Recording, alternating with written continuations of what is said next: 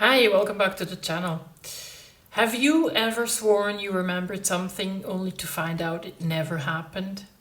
Or do you remember something distinctly and then find it to be different? Don't brush such incidents aside, you're not alone.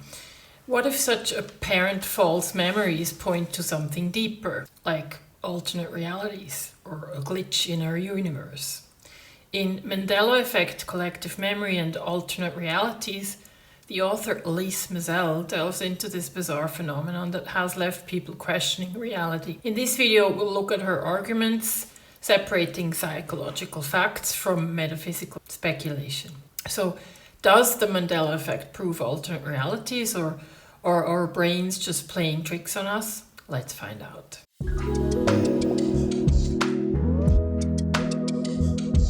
The Mandela effect refers to a phenomenon where a large group of people recall an event or fact differently from the way it is generally recorded or remembered by others at any given time.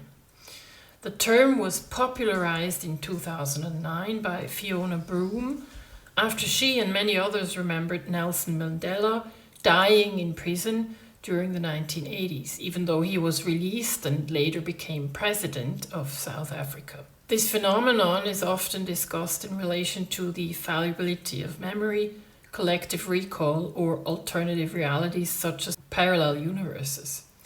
The name of the phenomenon is derived from this shared memory of Mandela's supposed death. This strange phenomenon raises two possibilities in Mizelle's view.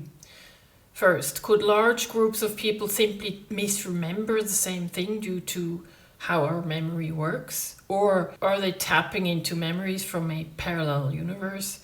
Mizelle suggests that false memories like these could be linked to alternate timelines, a metaphysical idea where such anomalies reflect reality shifts that individuals unknowingly experience. If large groups of individuals share the same false memory, one must question whether their recollections stem from a faulty shared source or whether these people are witnessing echoes from alternate timelines. Before we jump into the possibility of multiverses, let's examine the false memory route first.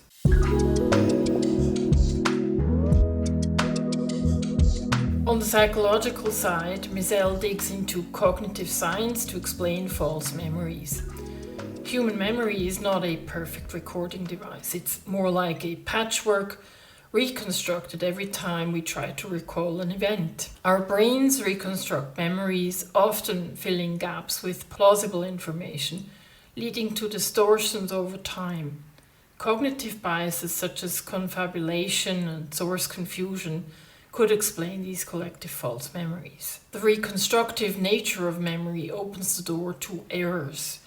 In simple terms, we sometimes fill in the blanks without realizing it. We may confuse one memory for another, or we might mix real events with suggestions from others. Mizelle discusses how memory errors can occur due to what psychologists call source amnesia, when we forget where a memory came from, leading us to unknowingly blend it with other information. Human memory isn't a flawless recording, but a reconstructive process, prone to suggestion, emotion, and post-event information. This idea is backed by solid research in neuroscience. Memory errors are common, but why do so many people misremember the same thing, like Mandela's early death? Cognitive biases can't explain everything.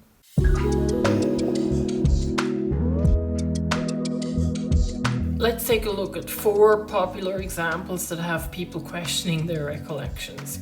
First up, we have the Monopoly Man, also known as Rich Uncle Pennybags. Many people clearly remember him sporting a monocle in his classic appearance. But here's the twist, he never wore one. The actual Monopoly mascot is depicted without a monocle, but for some reason a large number of people, including myself, have this distinct memory of him wearing one. Next, let's talk about Jif peanut butter, or is it Jiffy? A lot of people distinctly recall a peanut butter brand called Jiffy, but in reality it's always been Jif. Some speculate that people may be confusing Jif with Skippy, another popular peanut butter brand, which may explain the false memory of Jiffy. But the persistence of this memory has led many to believe it's another instance of the Mandela Effect. Now, for the third example, the Fruit of the Loom logo. Do you remember a cornucopia or horn of plenty behind the fruit? I do, many people do.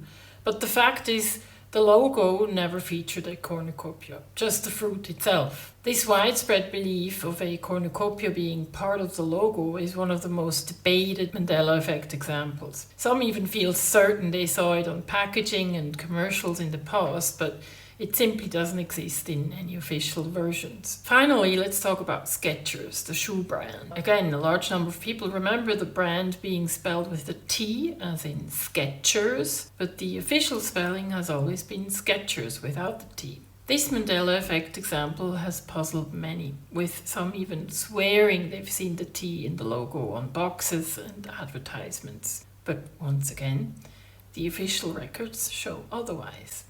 So, there you have it, 4 examples of the Mandela Effect that make us question our memories. Are these just cognitive glitches, or could something bigger be at play?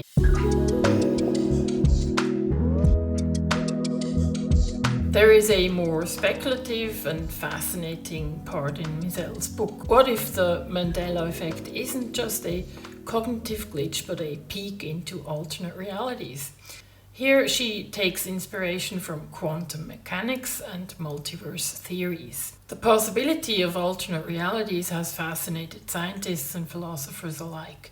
The Mandela Effect may offer glimpses into quantum phenomena where alternate versions of our history briefly intersect with our own. Mizelle proposes that such collective memory anomalies could occur when different versions of reality collide. Imagine for a moment that alternate timelines exist. There could be countless versions of our universe, each with slight differences. If quantum multiverse theories hold any truth, then we may experience crossovers, brief anomalous intersections between timelines, leading to shared false memories. Now, the idea of multiverses is highly speculative. Mizelle's argument here is creative, but it stretches beyond the boundaries of what we can test scientifically. No empirical evidence currently connects the Mandela Effect to quantum mechanics.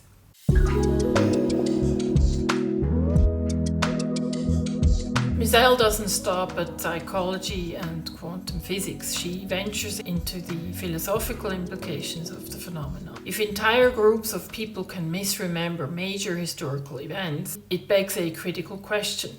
How reliable is our collective memory? The Mandela Effect forces us to reconsider what we know about reality. If our collective memory is unreliable, what can we trust about our understanding of history and truth? Could this mean that history itself is a fragile construct, shaped more by memory errors than by objective truth? Mizelle explores the epistemological dilemma. How do we know that what we remember is real? Mizelle raises valid questions about the nature of truth and reality. The Mandela Effect challenges the notion of objective reality. It suggests that reality may be more fluid and malleable than we think.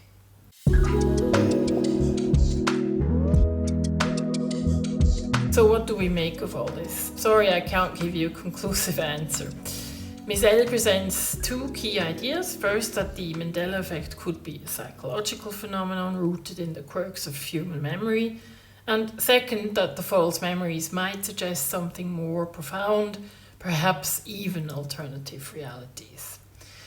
In the end, the Mandela Effect might reveal more about the brain than it does about a supposed multiverse, but it certainly raises some deep questions about what we know and how we know it. My personal view is that there are alternate realities and that sometimes we sort of jump between them.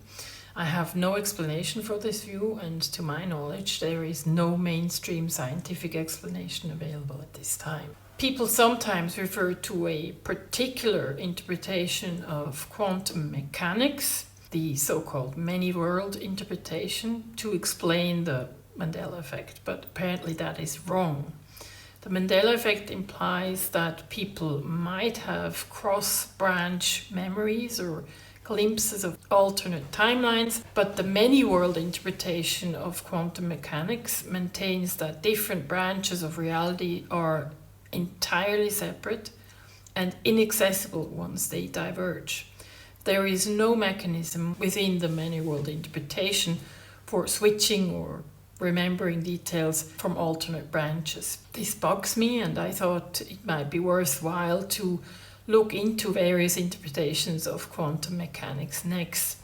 I'm planning on doing a video about that, so I will compare 5 different interpretations of quantum mechanics, and we will do that using an actual geopolitical conflict, the conflict between Iran and Israel, as an example. So that's coming up next week. But how about you? Have you ever experienced a Mandela effect? Let me know your thoughts in the comments below. And if you enjoyed this episode, don't forget to like, share, subscribe, and I'll see you in my next video. Bye.